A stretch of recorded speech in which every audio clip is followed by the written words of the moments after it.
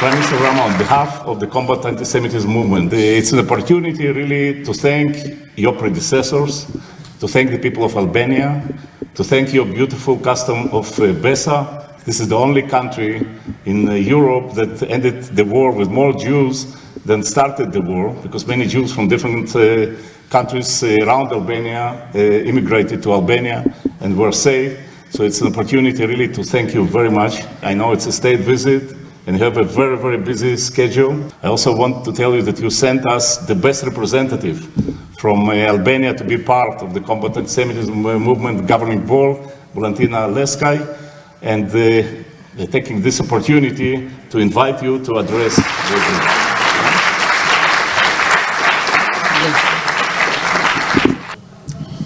It feels really great to be here because there is plenty to tell you, but I'm worried because you have nothing to eat yet, and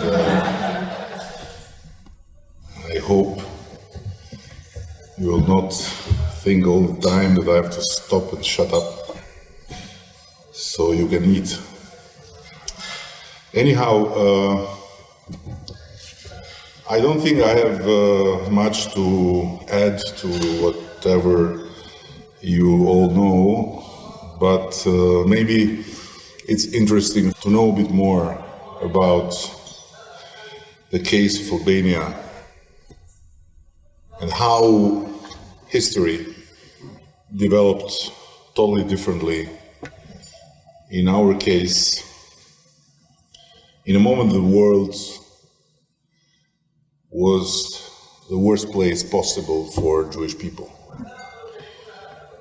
Acceptance of Jews and the protection afforded to them during the Second World War are only the latest episode of the exemplary long convivence with Albanians in their homeland, which was seen as an additional homeland for the Jews in the 30s, and not many people are aware of it.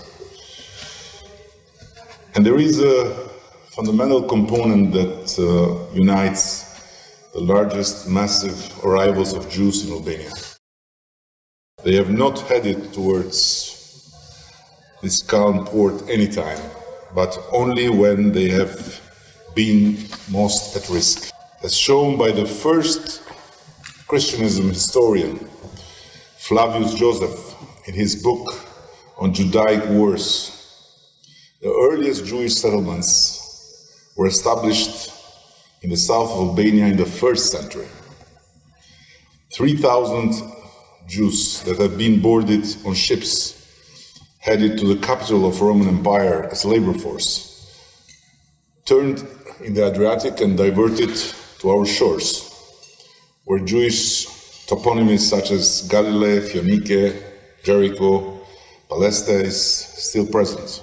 They had built also the first synagogue in the Balkans in the 5th century in Saranda at our southern border with Greece, the same building as the Christian Basilica. When the wrath of Inquisition against Jews erupted in Spain and Portugal, thousands more of them came and settled in Albanian cities.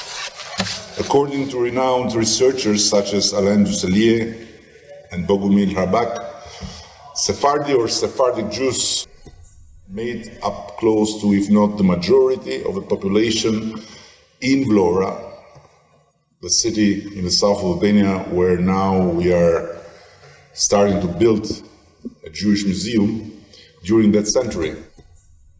During the centuries of Ottoman rule in Albania, Jews of all groups, such as Sephardic, Romaniot, Marano, came together, even though it is known that the relations between these groups have not always been brotherly. And the great thing about the Jews, at least as we know, is that they are great when they have to fight someone, but they are not so good when they have to settle with each other, right? However, they were able to live among themselves and with Albanians in an excellent manner. This turned out to also be true when the fourth Jewish group risking eradication, the Ashkenazis, came to settle in Albania after the launching of the Final Solution Doctrine. In 1931, the government of Albania ordered a complete registration of the population. On this occasion, Jews were recognized their right to community, including Shabbat. This was a unique act in the Europe of the time, dominated already by anti-Semitism. Actually, it was the only case. While everywhere else they were being run out, Albania granted them by law ethnic and religious equality, same as all other communities in the country. It is considered to be the single case of positive discrimination for the Jews in those times. These situations of convivence encouraged the American ambassador to Tirana, Herman Bernstein, a central world figure of Zionism in the 30s, to propose an intergovernmental agreement with Albania and the United States for 500 Jewish families to be accepted to Albania. Missionaries of the Jewish World Congress also negotiated with the royal government, and they mandated a missionary, Leo Ilton, to visit Tirana and had talks with two Albanian ministers, agreeing with them for Albania to massively accept Jews at risk and for them to settle in free territories to create settlements similar to kibbutz. The report of missionary Leo Ilton was given to the first Hebrew University rector, Professor Judah Leib, 10 years later, where it rests to these days. A few facts coming from this incredible 50-page report speak of the same model history of mutual honor and solidarity between Albanians and Jews. As Jewish publicist Nir Hassan wrote a few years ago in the Haaretz Daily, Albania is considered in these documents, written by Leo Ilton, a second additional homeland for Jews. In the meantime, a part of European opinion was in panic, fearing that Albania was being assimilated by Jews. All this was happening while the government in Albania was under the control of fascist Rome. This is what, I quote, a coded text of an Italian informer wrote for Italian Foreign Ministry in 1936. Without meaning to cause alarm, I must say that Albanian sympathies for us will soon expire, and our place will be taken by the Jews. In September 1943, when the former Nazi ambassador to Belgrade, Noh Bayer, came to Tirana to meet the four representatives of the religious communities to accept the relative independence for relative neutrality formula, he promised everything on condition that three non-negotiable conditions be met. First, provision of a list of Jews. Second, deliver of the monetary gold, which was at that time in the Bank of Rome. And third, the delivery of the two Holy Gospels that are in Berat. The four negotiators, representing the four religious communities, categorically refused to start negotiations if the condition to hand over the Jewish list was not withdrawn. There is something that you should know. In Albanian first constitution, Albanian Code of Honor of Middle Age, is written a paragraph that has defined the history of Albanians for centuries to follow. The house of the Albanian belonged to God and the guest. And the real word, the true meaning of the word in Albanian is not exactly the guest in the sense of the one you invite, but is the one that knocks at your door. And basically, the one that knocks at your door because he needs help. Betraying the guest, this guest, in the Code of Honor of Albania is an ultimate crime, unforgivable. So these negotiators explained to the Nazis that if they would dare to accept, to give up the Jews, they would lose all followers in their temples. So they accepted to hand over the gold, but they did not accept to hand over the Jews.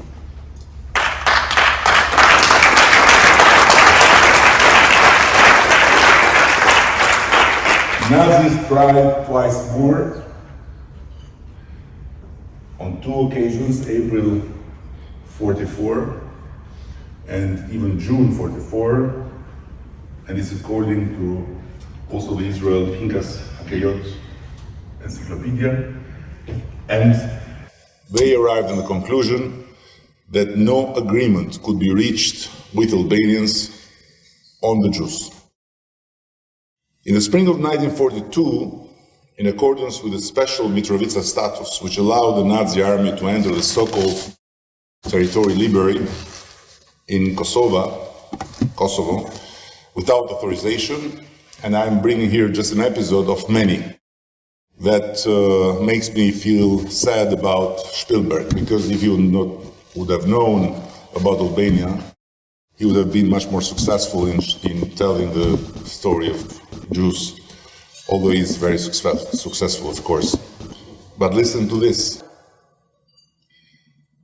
An expedition of Reich Special Forces, this disgraceful battalion of hunting Jews that was settled in Belgrade, was assigned to arrest all Jewish men living in Pristina, the actual capital of Kosovo. The city hospital director was an Albanian from Albania, Dr. Spirolito, who in my knowledge is also Righteous Among Nations, and his name is in Yad Vashem. He asked the patients to leave the hospitals, although with serious wounds, to go back home and free their beds. And he sheltered all Jewish men of the city. And in order to avoid any entry in the hospital, he surrounded the whole territorial hospital with a table, a plate, deadly virus, don't approach. But the interesting part of the story is that none of the patients were also in very bad conditions, some of them, and none of their family members didn't go to the Nazis to say someone crazy has thrown out my father or my grandfather or my brother, to empty the beds for these people you are searching for. So the Nazis came back with no Jew in their hand. The other part of the story is the incredible contribution of the Catholic Church. And you know very well that the Catholic Church was not very good with the Jews during the Second World War. But in Albania, the Archbishop was in person engaged to provide Jews false certificates of Christian identity for saving them. So the protection and saving of Jews became an inherent Albanian virtue. Of note is the case of 4 Jews, and this is another unique case in Europe, that were arrested. And there is a letter of exchange, guess what, between the Nazis and the collaborationist Albanian government, people that have been put there by the Nazis, which wrote to the Nazi command a request to free the Jews by paying a bail of 1,500 gold Napoleons for each of them. So this was shocking to the Nazis. But there is evidence documented that the collaborationist government insisted and finally freed these Jews by paying for them a bail. But it would be wrong to claim that no Jew died in Albania during the Holocaust.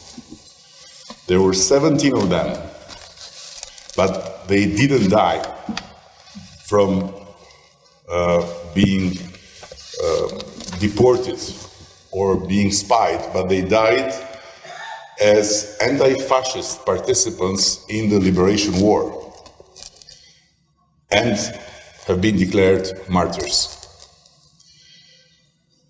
Albania is the only country in the Balkans where the religious composition does not have a determining or a distinguishing role in regard to identity,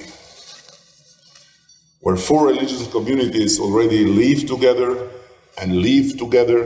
in what Pope Francis baptized when he visited, not as a religious harmony, but as a religious fraternity. And a fifth community, the Jewish one, was not an issue at all. So, I strongly believe that this is not simply a beautiful page of our history, but this is a very important treasure of our national heritage.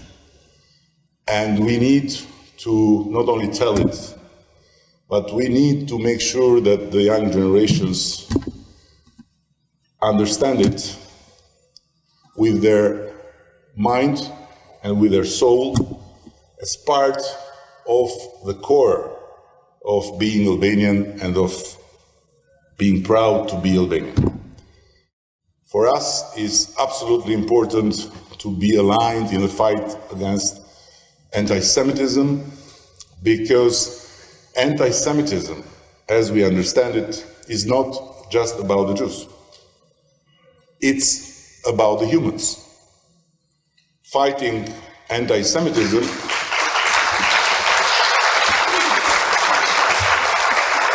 is not protecting the Jews or protecting Israel. It's protecting yourself, protecting your family, your kids, and protecting your right to be respected, being a Muslim in Paris, being a Christian in a Muslim country, or having whatever religion in whatever place that you may not be part of the majority. And as I was sharing with your founder and your gracious sponsor also, I strongly believe that the biggest danger we face when it comes to anti-Semitism is not from vandals, from them who go and vandalize Jewish cemeterium or them who go and vandalize a synagogue. This is something really shameful, but it's too shameful to be really dangerous.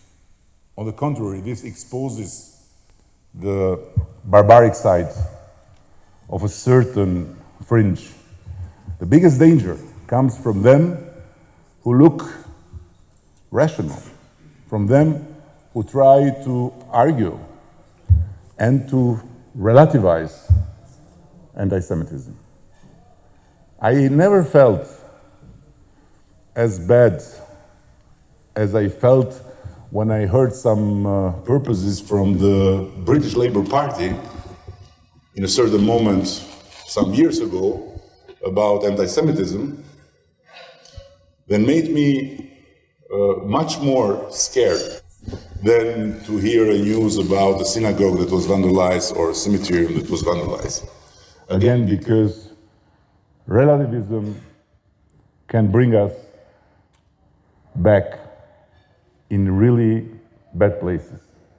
Vandalism is there, is exposed, is clear, and is easy to define the dividing line. So I am no one to tell you more about anti-Semitism, you know everything.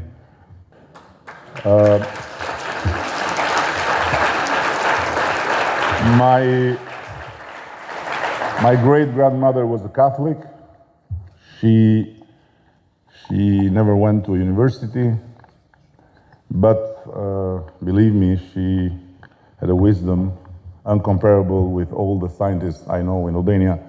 And she used to tell me when my parents were unhappy with me, I was a kid, not an easy one, by the way. You can't become Prime Minister of Albania if you were an easy kid. And I got upset with them, and she used to tell me, don't worry, keep calm. Parents are like this, and you are a boy, and boys become men, and men are by nature not perfect and perfectable creatures. So you'll make mistakes all your life because you are a man. But there is one thing you should never forget. A man can afford to make mistakes, but cannot afford to be boring. So I hope I was not boring, and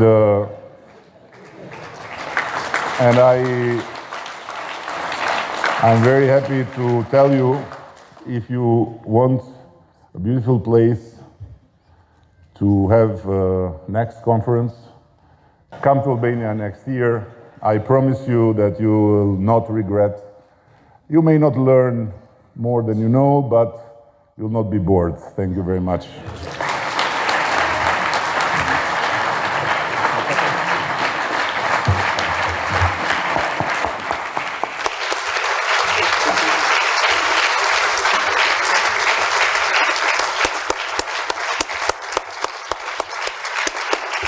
You see, this is the standing ovation without us asking for standing ovation. So it says. No, you didn't ask, but you kept me here. So what they would do?